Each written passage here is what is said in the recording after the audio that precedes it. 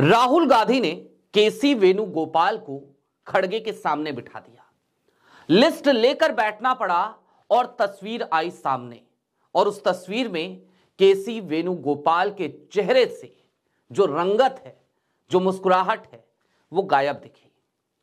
कुल मिलाकर आज की तारीख में बिहार चुनावों के बाद अब राहुल गांधी क्या इस मिशन पर निकल पड़े हैं कि उन तमाम स्लीपर सेल्स की जिसकी चर्चा हम यदा कदा करते रहते हैं, अब उनसे निजात पाना ही होगा। और क्या निजात पाने की इस कवायद में राहुल गांधी और मल्लिकार्जुन खड़गे एक दूसरे से कंधा मिलाकर चलने लगे हैं? कांग्रेस के अंदर खाने में ऐसी कौन सी खबर है जो इस वक्त चर्चा का विषय बनी हुई है? और क्या सबसे पहले गाज अगर किसी पर गिरेगी तो वो कोई और नहीं बल्कि कांग्रेस के संगठन महासचिव यानी कि केसी वेणुगोपाल होंगे, क्योंकि आज उनसे सवाल उत्तर भारत की राजनीति को लेकर नहीं पूछा गया, बल्कि आज तो उन्हें उनके ही घर के प्रति जवाबदेह बनाने की कोशिश की गई, यानी कि दक्षिण भारत की लिस्ट लेकर बिठाया गया। सारी बातें जरा विस्तार से। नमस्कार, मैं स्वप्निल और आप मुद्दा देख रहे हैं। दोस्तों, आगे बढ़ें उससे पहले वही छोटी सी अपील। मुद्दा इन दिनों एक गंभीर आर्थिक संकट से जूझ रहा है। एक तरफ हमारे मेन बैंक अकाउंट्स फ्रीज चल रहे हैं, तो दूसरी तरफ हमारे 2.5 साल पुराने चैनल को हमसे लंबे समय तक छीन कर रखा गया था, जिसकी वजह से आज की तारीख में डे टू डे ऑपरेशंस में मुद्दा को काफी मुश्किलों का सामना करना पड़ता है। लिहाजा आपसे अपील करना हमारी एक मजबूरी है। ऐसे में आपसे गुजारिश है, यदि आप चाहें तो स्क्रीन पर दिख रहे क्यूआर कोड या फिर के नीचे दिख रहे यूपीआई नंबर के जरिए मुद्दा की छोटी छोटी मदद जरूर कीजिएगा, ताकि हम यूं ही बेबाकी से सत्ता से सवाल भी करते रहें और विपक्ष के लूप होल्स पर भी बात करते रहें। दोस्तों, विपक्ष, अपोजिशन, अब हम पत्रकार तो हमेशा ही परमानेंट अपोजिशन पार्टी होते हैं, लेकिन किसी भी स्वस्थ लोकतंत्र में विपक्ष का मजबूत होना बेहद जरूरी होता है, ताकि विपक्ष सत्ता पक्ष को जवाबदेह बना सके।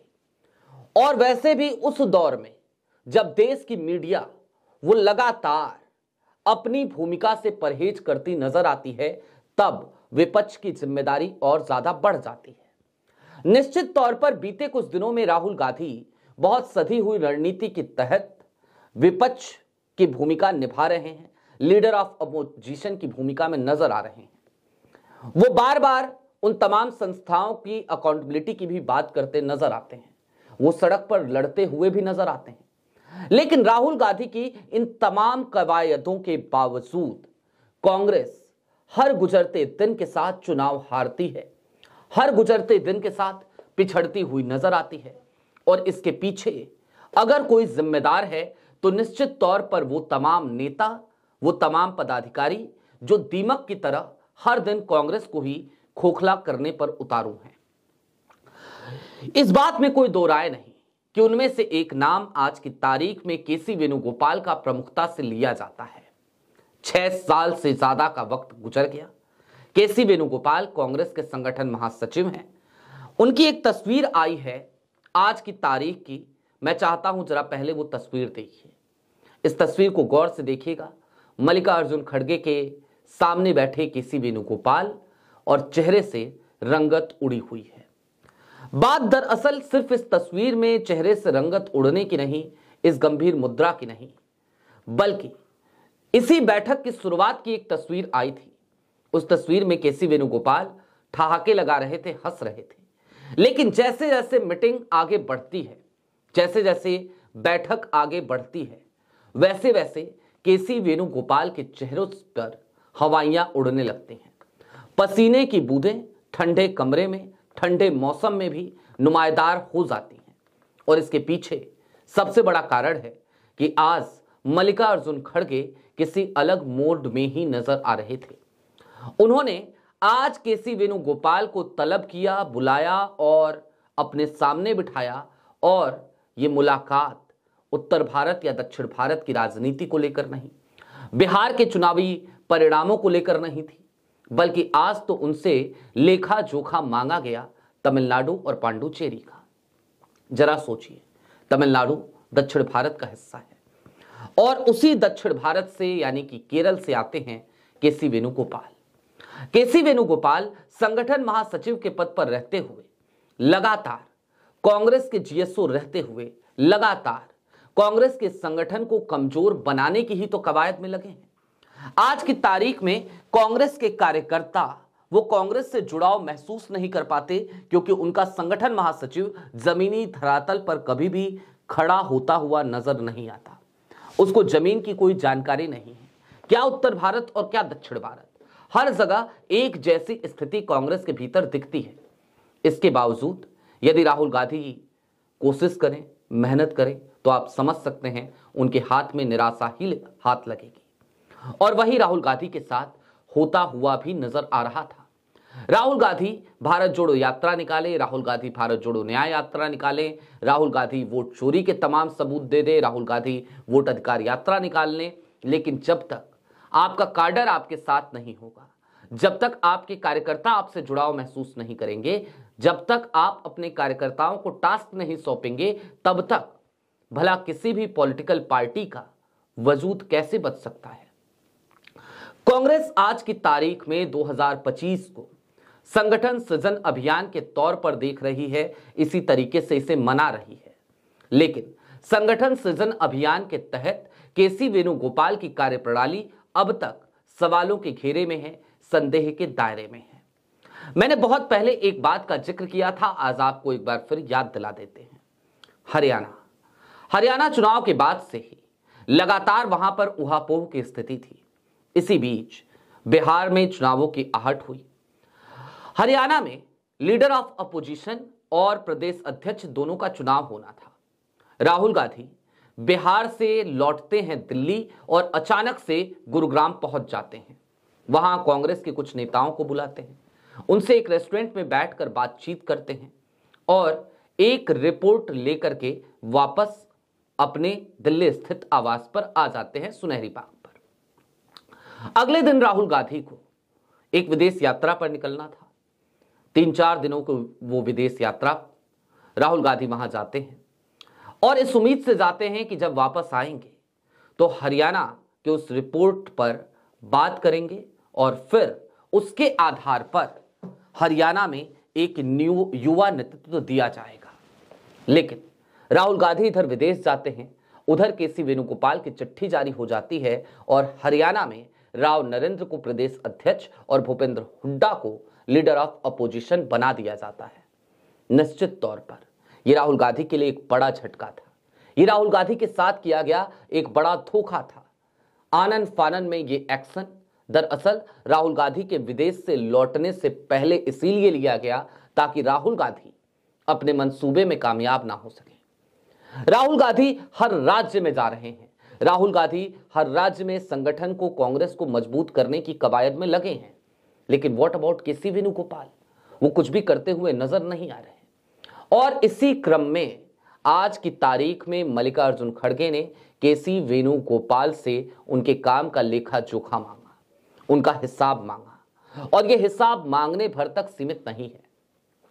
कांग्रेस के मेरे विश्वस्त सूत्र बताते हैं कि अब और ज्यादा इंतजार राहुल गांधी नहीं करने वाले, कांग्रेस नहीं करने वाली, मल्लिकार्जुन खड़गे नहीं करने वाले। इन तमाम लचर व्यवस्थाओं के चलते केसी वेणुगोपाल की कुर्सी केसी वेणुगोपाल से छिनने वाली है और वो समय अब नजदीक आ चुका है। हालांकि ये कुर्सी बहुत पहले छिन जानी चाहिए थी। केसी वेणुगोपाल की असफलताओं पर बहुत पहले एक्शन ले लिया जाना चाहिए था। आज की तारीख में तो कांग्रेस के लिए हम उस कहावत का भी इस्तेमाल नहीं कर सकते कि देर आए दुरुस्त आए, क्योंकि देरी इतनी हो चुकी है कि पूछिए मत। बार बार सत्ता पक्ष आपके ऊपर तंज कसता है, बार बार वो आपके चुनाव हारने पर हंसता हुआ, ठहाके लगाता हुआ नजर आता है। और इन सब के बीच जो लोग जिम्मेदार हैं आपकी हार के लिए, आप उन पर एक्शन लेने से भी कतराते नजर आते हैं। तो निश्चित तौर पर देरी बहुत हो चुकी है। लेकिन हां, इतना तय हो चुका है कि अब केसी वेणुगोपाल संगठन महासचिव नहीं रहेंगे। अगर केसी वेणुगोपाल जनरल सेक्रेटरी ऑर्गेनाइजेशन नहीं होंगे तो फिर कौन होगा? हालांकि अंदर खाने तो बहुत सारी चीजें चल रही हैं, बहुत सारी तैयारियां चल रही हैं, लेकिन इस बार अब राहुल गांधी संगठन की पूरी कमान को अपने हाथों में रखना चाहते हैं।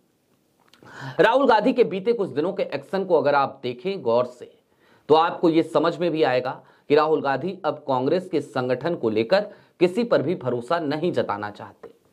बात सिर्फ केसी वेणुगोपाल की नहीं है, लिहाजा राहुल गांधी इस पद पर अब कुछ ऐसे लोगों को चाहते हैं जो लोग कांग्रेस पार्टी के तरफ लगातार समर्पित रहे हों, ऐसे लोग जो कांग्रेस के साथ लंबे समय से जुड़े रहे हों, जिनका समर्पण हमेशा से कांग्रेस के प्रति हो। वो तरुण गोगोई भी हैं तो वो सचिन पायलट भी हैं। कई लोग सचिन पायलट की उस दौर की बगावत को याद करके निश्चित तौर पर यह कहते हैं कि सचिन पायलट तो एक समय पर बागी हो गए थे अपनी ही सरकार के खिलाफ, लेकिन यही तो कांग्रेस है जहां पर सचिन पायलट बागी जरूर हुए लेकिन उन्होंने कांग्रेस का दामन नहीं छोड़ा, कांग्रेस का साथ नहीं छोड़ा, अपनी ही सरकार पर भ्रष्टाचार के आरोप जरूर लगाए, लेकिन उन्होंने अपनी सरकार के खिलाफ धरना देने के बावजूद कांग्रेस का हाथ छोड़कर सामने किसी दल में जाकर शामिल नहीं हुए। सचिन पायलट हूं, पवन खेरा हूं, तरुण गोगोई हूं, ये तमाम नाम आज की तारीख में कांग्रेस के वो नेता हैं जो कांग्रेस के प्रति समर्पित हैं और इन्हीं में से किसी को अब कांग्रेस संगठन महासचिव की जिम्मेदारी देने जा रही है। हो तो यह भी सकता है कि दरअसल संगठन महासचिव का पद एक से ज्यादा हो जाए, यानी कि अलग अलग क्षेत्रों में अलग अलग संगठन महासचिव के नामों पर चर्चा चल रही है। मसलन नॉर्थ ईस्ट में किसी को बनाया जाए, उत्तर भारत में किसी को बनाया जाए और दक्षिण भारत में किसी और को, ताकि वहां की राजनीति को समझने वाले लोग, वहां की भाषा को अच्छे से समझने वाले लोग, वहां के कार्यकर्ताओं से आसानी से कनेक्ट कर सकने वाले लोग वो संगठन महासचिव के तौर पर काम करें और कांग्रेस के संगठन को मजबूत करने में अपना योगदान दें, ना कि वो दिल्ली में बैठे रहें, इत्मीनान से आराम फरमाते रहें।